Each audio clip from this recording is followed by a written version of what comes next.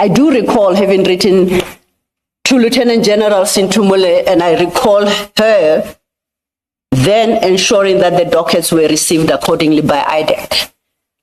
Up until yesterday, your testimony was that you requested these documents from Major General Kumalo, and you clarified not Dumisani Kumalo.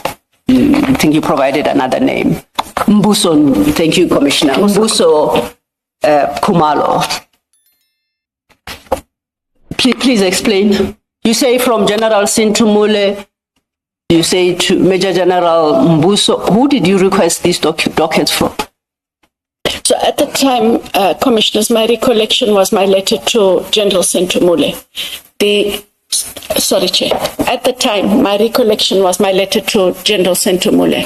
I had subsequently, but well after ad hoc, the investigation team advised and in fact showed that we had first written that morning to General Kumalo of Gauteng, the detective head.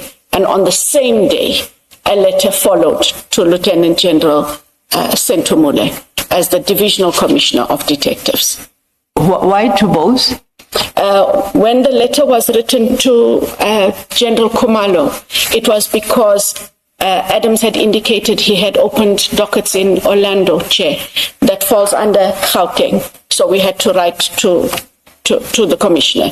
And he indicated, if my memory serves me correctly, he indicated to the investigator, either it's Mr. Rapes or Mr. Perumal, that the dockets were no longer with him and that the dockets were with the inspectorate, if I recall the feedback correctly. That would be the inspectorate that we're referring to in terms of where General Jacobs was the head. I then write to the Divisional Commissioner of Detectives, Lieutenant General Senthumule, as the national custodian of the dockets. And General Senthumule facilitated the receipt of those dockets. Those dockets were then, in fact, Commissioners and Council, found to be with Lieutenant General Peter Jacobs and were then handed over. So Mr. Adams would have told you on the 6th itself, because you wrote to General Mbuso Kumalo on the 6th. But on the same day, you write to General Senthumule for the explanation that you've just given. It must mean, therefore, that after writing to General Kumalo, even before he responded to you, you were in touch with Mr. Adams about these dockets, and then he told you then that actually they are with the inspectorate. Is that how it happened? No, Commissioner Baloy. In his affidavit, the Section 27 referral, he initially in paragraph 1 refers to the dockets he opened in the Western Cape. And thereafter in paragraph 8, he says, a few days after I opened the 3 cases at the Cape Town police station, I decided to go to Gauteng. And I went to Orlando police station where I opened another 3 cases based on the 3 cases I had opened in, and that is where we got it from, that he had opened cases again in Gauteng. I understand that. You, and unless I misunderstood you, I understood you to say to Ms. Sello that you wrote to General Kumalo requesting the dockets after because you're relying on the Section 27. That is correct. So you write to the Gauteng head, General Kumalo, to give you these dockets. This is on the 6th of December. Correct. Yes. But on the very same day, you write to General Senthumule now at head office, even before you get a response from General Kumalo.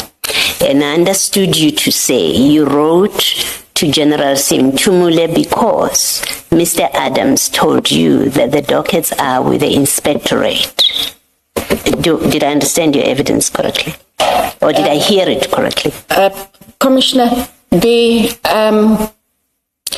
wrote to the provincial head, Major General Kumalo.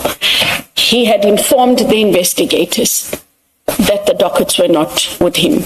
It is on that basis that we then made the follow-up on where the dockets were. Now, I'm not sure whether it was Investigator Rapeso or Investigator Perumal who subsequently found out that those dockets were with the inspectorate, which is why we then wrote on the very same day. But they had got a response that it is not with Major General Kumalo. Okay, all right. And that response, they didn't get it from Mr. Adams. I had misheard you then. You misheard me. Okay, thank you. Thank you on that. So you wrote requesting the docket on the 6th. Major General Kumalo advised that the dockets are not with him.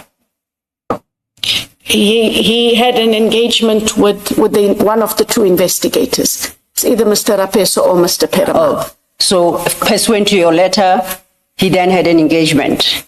Correct. Who initiated that engagement? It has to be one of them because it would have been Mr. Perumal that he spoke to. But the finding out, sorry, Council. Go ahead. But the finding out of that the dockets were then with the inspectorate is something that was conveyed by Mr. Rapeso, the other investigator. So I hope your council and representatives are going to keep a running list. Could you avail us that letter that you wrote to General Kumalo and any written response that you may have received there too? Yes, I can make that letter available. I'd appreciate it. Then you write to General Senthumule. Correct, Council. Same day, I take it, the 6th?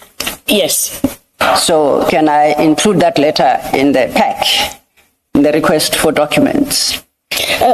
In fact, when we take the tea adjournment, I do believe I have them with me. Okay. If I haven't made any notes on them, I will make them available. If I've made notes, apologies, and we'll make sure we get you clean copies. I will avail what I Accept have. it. If Thank there's you so anything much. short, we'll ask for that to be availed to yourselves.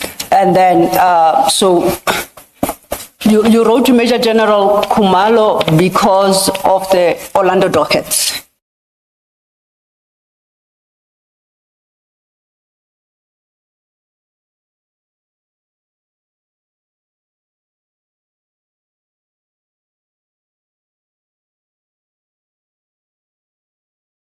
That is correct. Who is he? Particular, because as per Adams himself, he says, I opened the very same. So if it's the very same, we get the dockets that we got. We didn't go back to we didn't see the need to go back to the Western Cape because he said he opened the same. He made the same allegations. Sorry, Council, in Gauteng. Can I just get clarity on this? When IDAC was told that the dockets are with the inspectorate, did it not cross IDAC's mind that, well, if the inspectorate is already investigating these issues, then it's their mandate, we don't have to deal with this? I would agree with you, Commissioner Kumalo, if we knew what the dockets were doing at the inspectorate. It is for that reason that I write to General Senthumule, who is the custodian of dockets. She facilitates that process.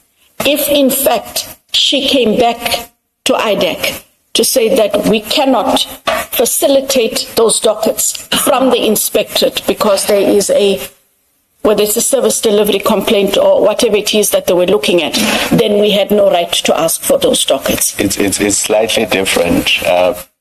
You know what the inspectorate does, so you know what their function is. And you get told that the very 4 dockets you are looking for are with the inspectorate. The first thing that would cross my mind is it means they're investigating the same thing that I'm being asked to investigate.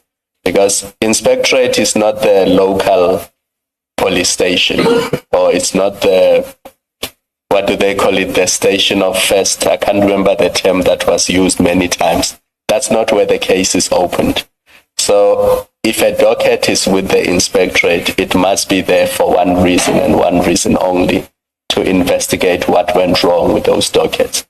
So as part of your thinking process, either under Section 27 or 28, did it not cross your mind that, well, if the matter has been referred to the inspectorate, they have authority to investigate these issues, then we don't have to duplicate or use the same resources that they are using for that investigation. May I respond? That if and that is why I just go back to my previous point. If in fact, General Senthumule came back to indicate that the inspectorate was vested with the investigation and what that investigation was, and sorry, IDAC, goodbye, you cannot get those, we would have stepped back. The inspectorate, from how I understand it, Commissioner Kumalo, and if I'm incorrect, my understanding is they were looking at a service delivery complaint. That is how I see the inspectorate, is if the rest of the police are not doing what they're supposed to be doing. It does not of necessity therefore equate that they would have been looking at the allegations that Adams made in his Section 27 referral, hence the request for the docket. You said if I'm corrected, but I assume now, having seen the June 2025 report, you know that. I now understand it. You now understand. Yes. Correct. On this, can I ask this question? When Mr. Adams gives you an affidavit, the Section 27, and he says, I've laid these complaints and nothing is happening, or they've been intercepted, before you make the decision to investigate, is there a reason you don't inquire with the SAPS? They are your sister agency.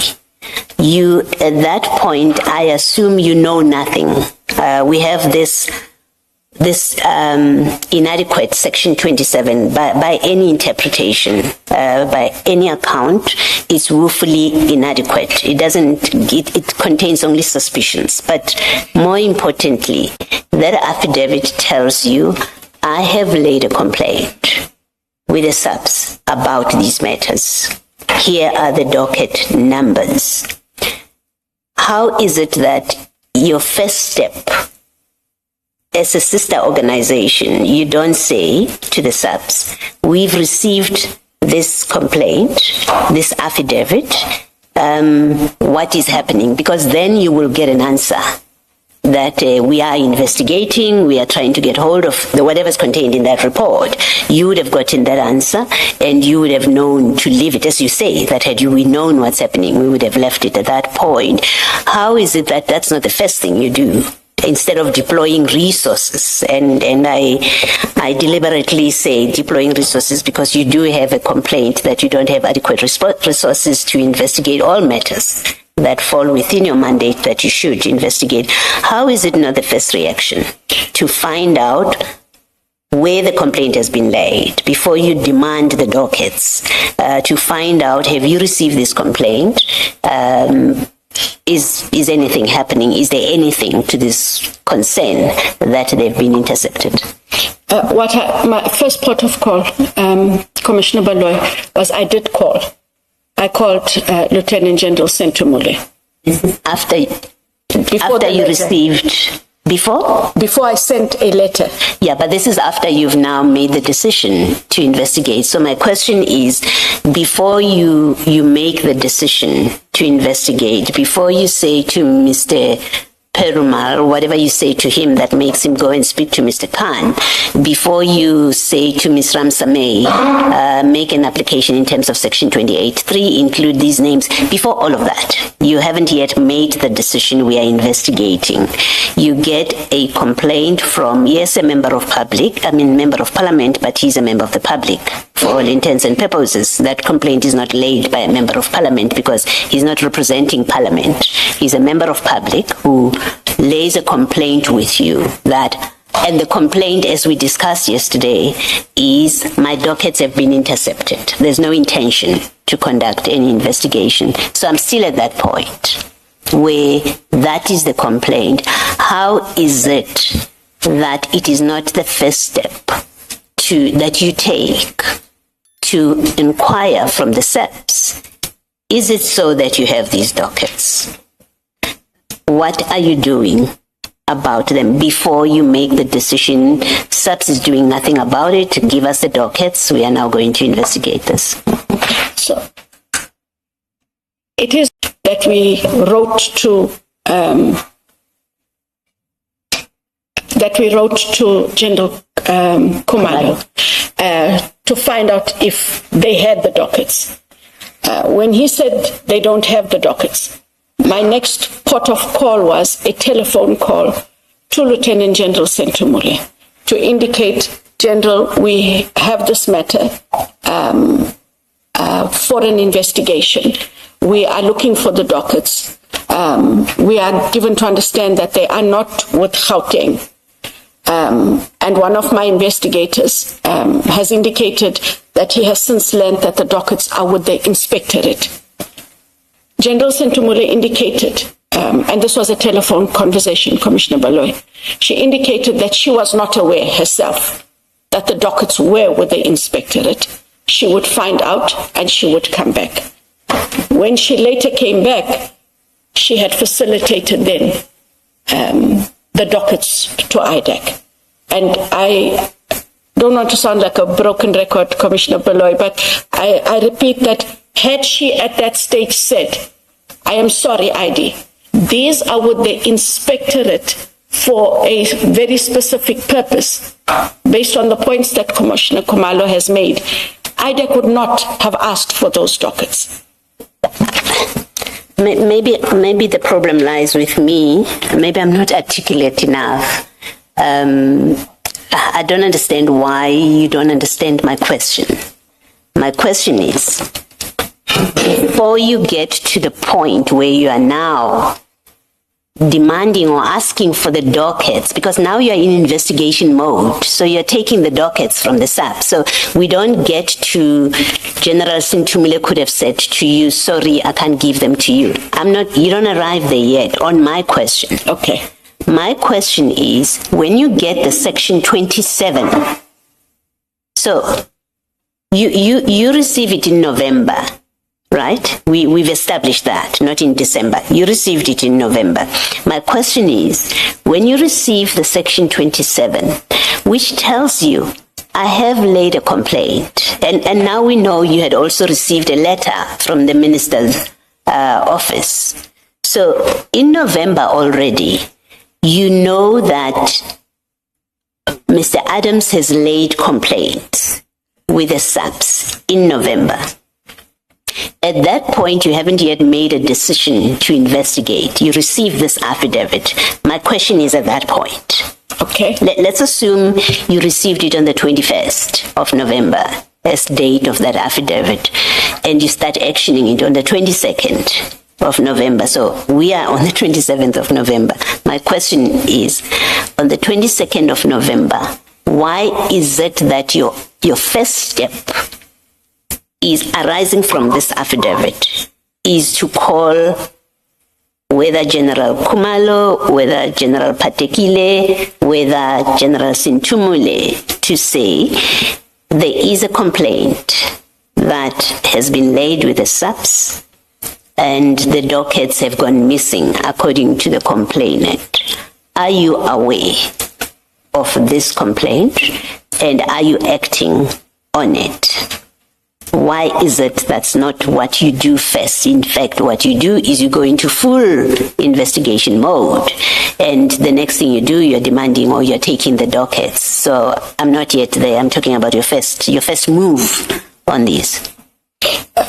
It would have been, at the time, would have been based on the fact that Mr. Adams makes the submission that he knows that his dockets would not be dealt with, and or the cases would disappear.